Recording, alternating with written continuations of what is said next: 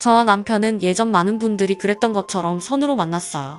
당시 남편은 정육점에서 일하고 있었고 저는 각 고등학교를 졸업해서 일자리를 알아보던 중이었죠. 당시엔 무슨 특별한 끌림 같은 게 없어도 그냥 어지간하다 싶으면 결혼했어요.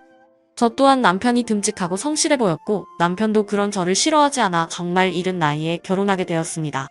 결혼 후 남편은 정말 열심히 일했어요.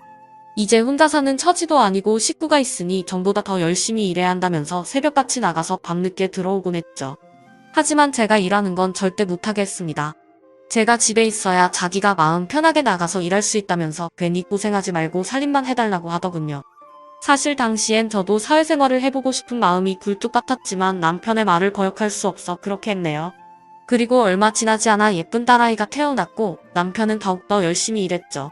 전에는 저 혼자 종일 집에 있어서 한가하기보다는 오히려 좀 심심한 편이었는데 아이가 생기니 종일 심심하다는 말을 입에 달고 살았던 저 자신이 미워질 정도로 정신이 없어지더라고요. 모든 게 처음이라 아이가 울어도 뭘 어떻게 해야 할지 몰라서 집안을 뒤집어 놓기 일쑤였고 거기다 남편 뒷바라지까지 해야 하니 몸도 마음도 많이 힘들었습니다. 하지만 그런 생활도 아이가 돌이 지나자 점차 안정되기 시작했어요. 밤늦게 들어온 남편이 이제 막 걷기 시작하는 딸을 붙잡고 한박 웃음을 지으면 하루의 피로가 싹 가시는 것 같았습니다. 그렇게 저희 세 식구는 때로는 싸우기도 하고 때로는 서로 눈물 짓기도 하면서 그렇게 행복하게 살았어요. 그런 생활이 앞으로도 쭉 이어질 거라고 생각하면 마음이 푸근해졌네요. 하지만 그렇게 마음을 놓고 있을 때쯤 저희 가족에게 첫 번째 불행이 찾아왔습니다. 바로 남편이 세상을 떠난 거죠. 당시 남편의 나이는 아직 한창인 30 중반이었어요. 그날도 남편은 종일 바쁘게 일하고 정말 오랜만에 친구들과 만나 술을 마셨습니다. 좀 빨리 약속을 잡아놔서 일도 이쯤 마치고 약속 장소에 간 것 같더라고요. 덕분에 술자리도 일찍 끝났고요. 그런데 그렇게 술에 취해 집에 돌아오던 남편이 그만 다리에서 발을 헛디뎌 실족사고만 겁니다. 경찰에게 연락을 받고 병원으로 뛰어가던 그날을 저는 아직도 잊지 못해요. 다른 생각은 하나도 들지 않았고 그저 거짓말이겠거니 저와 딸 아이의 목소리를 들으면 언제 그랬냐는 것처럼 일어나 웃으며 맞아주겠거니 했습니다. 발견 당시 이미 사망한 상태였다는 경찰의 말을 믿질 않았던 거죠. 하지만 병원에 도착해서 만난 남편은 이미 싸늘한 시신이 되어 있었고 그렇게 거짓말처럼 저와 딸 아이의 곁을 떠났죠. 그게 벌써 30년가량 된 얘기네요. 어느 날 갑자기 집안 살림을 홀로 짊어지던 남편이 세상을 떠나고 나니 모든 것을 저 혼자 해내야만 하게 되었습니다. 모아놓은 돈이 없는 건 아니었지만 그것만 까먹으면서 살 수는 없는 노릇이었으니까요. 하지만 저는 한 번도 사회생활을 경험해본 적이 없었고 고등학교를 졸업한 후로 뭔가를 배운 적도 없었어요. 그땐 정말 뭘 어떻게 해야 할지 막막하기만 했네요. 그러다가 동네 어르신의 소개로 미싱 일을 시작하게 되었어요. 처음부터 미싱을 만진 건 아니었고 허드레실과 청소로 시작했죠. 흔히 시다라고 하는 일이었습니다. 지금 생각해보면 박봉도 그런 박봉이 없었지만 달리 제가 할 수 있는 일이 없었어요. 특별히 요리를 잘하는 것도 아니어서 식당에서 일하기도 애매했고 지금처럼 곳곳에 마트가 있어서 거기서 일을 할 수 있는 것도 아니었으니까요. 그리고 처음에는 버는 돈도 적고 일도 힘들지만 기술을 배워두면 나중에도 두고두고 써먹을 수 있을 것 같더라고요. 무엇보다 큰 공장 같은 곳이 아니라서 딸아이와 함께 지낼 수 있다는 게 가장 큰 장점이었네요. 그렇게 박봉을 견디며 몇 년간 허드레실로 지냈습니다. 그러다가 점점 미싱을 만지는 일이 늘어났고 나중에는 어깨너머로 하나 둘씩 기술을 배웠죠. 일은 여전히 힘들었고 월급도 그다지 늘지 않았지만 새로운 것을 하나하나 배워나가는 건 재밌었어요. 사장님도 저희 딸아이를 무척 예뻐해 주셔서 그것도 좋았고요. 그렇게 몇 년인가를 더 고생한 끝에 저도 어엿한 미싱사가 될 수 있었네요. 그렇게 번 돈으로 딸아이를 키웠습니다. 남편이 살아있을 때 모아놓은 돈은 눈 녹듯 사라져버린 지 오래고 버는 돈이 적어서 사는 방은 갈수록 작아졌지만 그래도 더 나은 내일을 꿈꾸며 하루하루 버텼어요. 저보다는 딸아이를 생각했고 무슨 수를 쓰든 딸아이만큼은 탈없이 자라게 해주고 싶었습니다. 없는 돈 쪼개가며 살아도 딸아이 배우는 데는 아끼지 않았고 뭔가 하겠다고 하면 무슨 수를 써서라도 뒷바라지했죠. 덕분에 딸아이는 어려운 환경에서 자랐는데도 그런 티 하나 없이 잘 자라주었네요. 대학도 번듯한 곳에 들어갔고 졸업하자마자 대기업에 취직까지 떡하니 해주더군요. 그때 평생 처음으로 이제 내가 해야 할 일도 얼마 남지 않았구나 라는 생각이 들더라고요. 딸아이가 처음으로 월급을 받던 날 한박 웃음을 지으며 제게 내밀던 빨간 내복이 지금도 눈에 선합니다. 요즘은 안 그러는 것 같던데 예전엔 을처돌급 하면 꼭 부모님께 빨간 내복을 선물하기도 했잖아요. 저는 몇 번이나 딸아이에게 요즘 그런 걸 누가 입냐며 사오지 말라고 얘기했어요. 그런데도 요 녀석이 일부러 그걸 사왔더라고요. 뻔히 장난이라는 걸 아는데 그걸 받으면서 왜 그렇게 눈물이 나던지. 딸 앞에서는 어떻게든 눈물을 보이지 않으려고 억지 웃음을 지었지만 내복을 들고 안방에 들어가서 얼마를 울었는지 모릅니다. 먼저 떠난 남편이 떠오르기도 했고 딸아이를 키우기 위해 했던 고생들이 헛되지 않았다는 생각이 들었던 것 같기도 해요. 딸을 대학에 보내느라 들어가는 돈도 끝나고 직장에 들어가면서 생활비라고 돈을 보태기 시작하자 살림은 훨씬 나아졌습니다. 그땐 이미 제 이름으로 된 작은 가게도 하고 있어서 더 괜찮았죠. 그때쯤 되니 평생을 오로지 딸아이와 미식만 바라보며 사는 것도 슬슬 쉬어야겠다는 생각이 들었어요. 그런데 휴식이라는 게 제가 하고 싶다고 해서 쉴 수 있는 것도 아니지만 쉬고 싶지 않다고 해도 쉬어야만 하는 상황이 오기도 하더군요. 어느 날인가부터 눈에 뭔가 허연 것이 꾸물꾸물 생기더라고요. 그 외에 할머니들 눈 보면 하얀 게 있기도 하잖아요. 그게 제 눈에 생긴 겁니다. 하지만 뭐 어디 아프거나 한 것도 아니었고 눈이 안 보이는 것도 아니어서 대단치 않게 생각했어요. 병원에 가면 무슨 수술을 해야 한다고 하는데 나이 먹고 몸에 칼 대는 것도 무섭더라고요. 그런데 정말 아무 예고도 없이 어느 순간 앞이 안 보이게 됐습니다. 자고 일어나 눈을 떴는데 그냥 다 캄캄하더라고요. 순간 심장이 덜컥 내려앉았어요. 이제껏 참 많은 일을 겪었지만 갑자기 앞이 안 보이게 되는 경우는 생각해 본 적도 없었는데 너무 놀라고 무서워서 뭘 어떻게 할 수가 없었습니다. 이후 딸아이의 도움으로 병원에 가보니 후천성 각막 변성에 의한 시력장애라고 하더군요. 왠지 이름만 들어도 심장이 오그라드는 것 같았는데 아니나 다를까 각막 이식 외에는 달리 치료 방법이 없다고 하는 겁니다. 다른 사람의 각막을 이식받지 못하면 저는 평생 앞도 보지 못한 채 살아야 하는 것이었어요. 딸아이는 앞을 못 보게 됐다는 말에 잔뜩 움츠러든 저를 그렇게 위로해 주었습니다. 엄마 걱정하지 마. 내가 이렇게 있는데 그깟 눈 좀 안 보이는 게 무슨 걱정이야. 그리고 각막 이식만 받으면 된다잖아. 머지않아 이식받을 수 있을 테니까 그렇게 세상 무너진다는 소리 들은 사람처럼 그러지 마.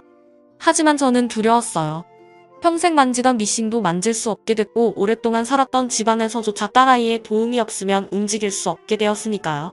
차라리 날 때부터 앞이 보이지 않았다면 그렇게까지 겁을 먹진 않았을 겁니다. 하지만 내내 잘 보이던 것들을 어느 날 한순간에 볼 수 없게 되니 모든 것이 두렵고 막막하기만 했죠. 딸아이는 그런 저를 정말 극진히 보살펴 주었습니다. 앞이 보이지 않게 된 그 주말 저보고 방 안에 가만히 기다리고 있으라고 하더니 혼자 집안 구조를 싹 다 바꿨더라고요. 정강이 높이에 걸리는 거실 테이블은 어딘가로 치워버렸고 그 밖에도 제가 움직이는데 조금이라도 방해가 될 만한 것들은 전부 치워버렸어요. 엄마, 이제 어지간해서 돌아다니다가 다치시는 일은 없을 거예요. 그러니까 너무 겁먹지 말고 조금씩이라도 움직여봐요. 퇴근 후에는 딸아이가 저를 돌봐주니 괜찮았지만 문제는 딸아이가 회사에 있을 때였습니다. 밥이라도 차려 먹으려 해도 앞이 보이질 않으니 아무것도 할 수가 없더라고요. 그러자 딸아이는 자신이 없는 사이 제게 문제가 생기지 않도록 집안 구조를 바꾼 것이었어요.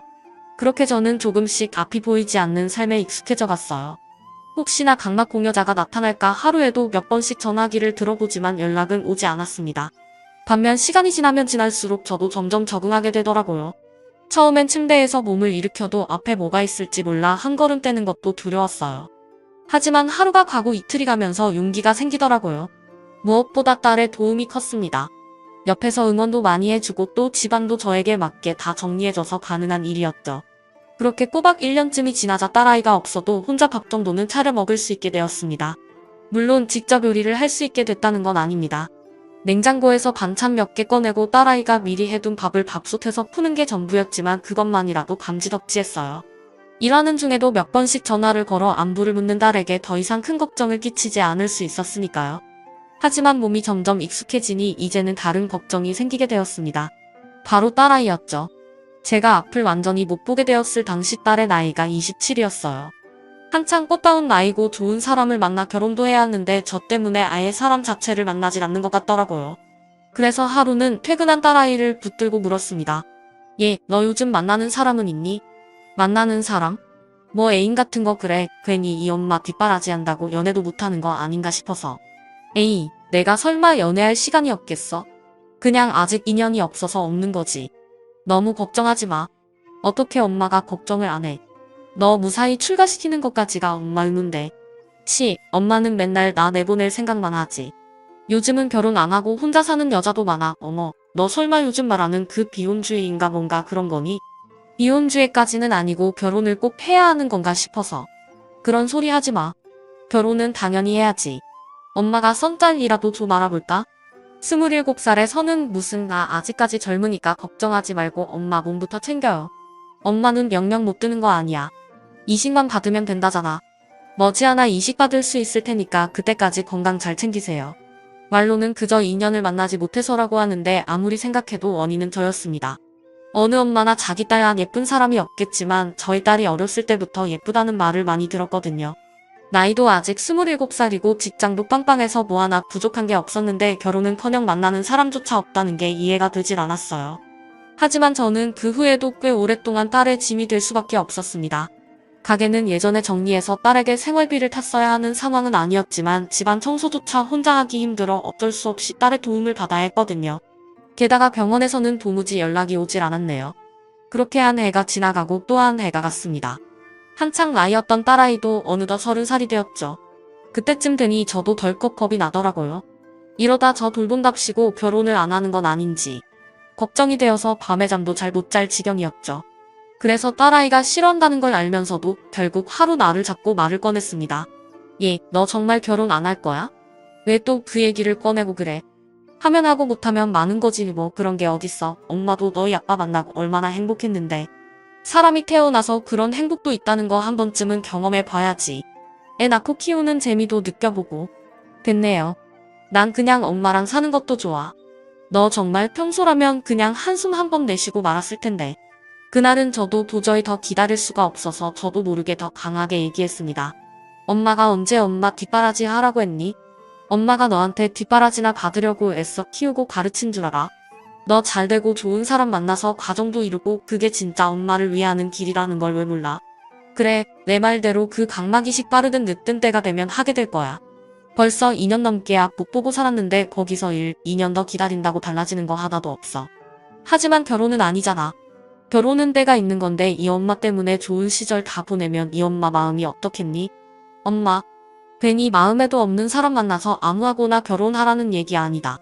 남자는 내 마음에도 들고 또 객관적으로도 좋은 사람을 만나야지. 하지만 지금 널 좀 봐라. 엄마 보살핀다고 퇴근하기가 무섭게 집에 들어오고 주말에도 어디 나가지를 않으니 사람 만날 시간이나 있겠니? 엄마 괜찮아. 내가 집 다 정리해준 덕분에 이제는 알아서 밥도 해먹고 다 할 수 있어. 그러니까 이제부터라도 사람 좀 만나. 엄마 걱정 그만하고. 평생을 딸 아이 하나만 바라보고 살아와서 그런지 그날은 정말 가슴에 있던 얘기 전부를 쏟아놓게 되었습니다. 저 힘들고 몸 아프고 그런 건 다 괜찮았어요. 하지만 그게 딸의 앞길을 막는다고 생각하니 숨이 턱턱 막힐 지경이었네요. 이제는 다 잊었다고 생각했던 남편이 꿈에 나타나 딸 좀 잘 돌봐달라고 하소연할 정도니 말 다 했죠. 그래도 그날 그렇게 한바탕 한 뒤로는 딸 아이도 조금씩 달라지기 시작했어요. 자기 말로는 일 때문이라고 하는데 매번 칼같이 집에 들어오던 것도 조금씩 여유가 생기기 시작했고 가끔은 저녁도 먹고 들어왔습니다. 하지만 그런다고 인연이 금방 생기진 않더라고요. 그렇게 또한 1년쯤이 흘러서 딸 아이의 나이가 벌써 31살이 되었죠. 그때쯤 되니 딸 아이도 결혼의 필요성을 느낀 것인지 하루는 딸 아이가 만나는 남자가 있다며 소개하고 싶다는 말을 꺼냈어요. 저도 당연히 쌍수를 들고 환영했죠. 비록 어떻게 생겼는지 볼 수는 없었지만 대화는 나눌 수 있었으니까요. 안녕하십니까? 진문규라고 합니다. 여기까지 오느라 고생 많았죠? 와줘서 고마워요. 고생은요? 당연히 와서 인사드려야죠. 그래, 우리 영은이랑 만나고 있다고요? 네, 결혼을 전제로 만나고 있습니다. 결혼을 전제로 만나고 있다는 얘기를 하는데도 딸 아이가 말리지 않는 걸 보면서 얼마나 기뻤는지 모릅니다. 저도 모르게 거기다 대고 잘됐다 라고 할 뻔했다니까요. 다행히 그런 추태까지 보이지는 않았지만 저도 모르게 자꾸 웃음이 나는 건 어쩔 수 없었네요. 무엇보다 대화를 좀 나눠보니 사람 성격이 참 좋더라고요. 그 앞에서 적당히 분위기도 맞출 줄 알고 무엇보다 말 한마디 한마디에 딸아이를 배려하는 게 보였습니다. 전 그거면 됐다고 생각했어요. 손에 쥔 것 없이 시작해도 서로 마음만 잘 맞으면 얼마든지 헤쳐나갈 수 있다고 생각했습니다. 저와 남편 또한 그렇게 살았으니까요. 그날 예비 사위를 저녁까지 먹여서 보낸 후에 딸아이에게 정말 결혼할 생각이 있냐고 물었어요. 당연하지. 문규씨 나한테 정말 잘해줘. 여자 못지않게 세심하고 그래서 좋아. 그래, 엄마는 너만 좋다면 다 괜찮아. 이후 두 사람은 예비 사돈댁에도 인사를 드렸고 그곳에서도 바로 결혼 허락을 받았어요. 상견례까지도 별 어려움 없이 쭉쭉 진행됐죠. 하지만 상견례 자리에서 문제가 좀 있었습니다. 처음 뵙겠습니다. 진규 애미 되는 사람입니다. 안녕하세요. 영은이 엄마입니다.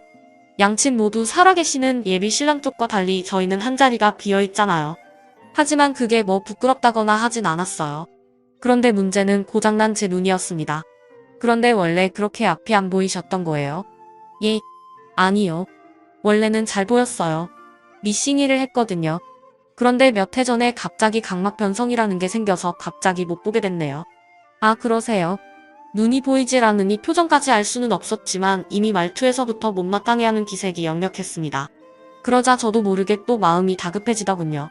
저 보색 핀다고 이제야 인연을 만난 것도 억울한데 상견례 자리에서 제 눈 안 보이는 것 때문에 얼른 말을 얹었습니다.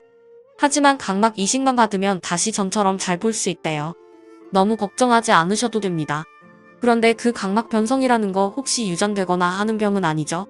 예, 아니요. 이건 유전되거나 하는 병 아니에요. 저도 걱정돼서 의사 선생님께 몇 번이나 물어봤습니다. 이게 뭐 유전되는 게 아니라니 그건 다행이네요. 명색이 상견례고 결혼할 사람들의 부모님들끼리 만나 인사하는 자리였지만 제게는 무슨 면접자리처럼 느껴졌어요.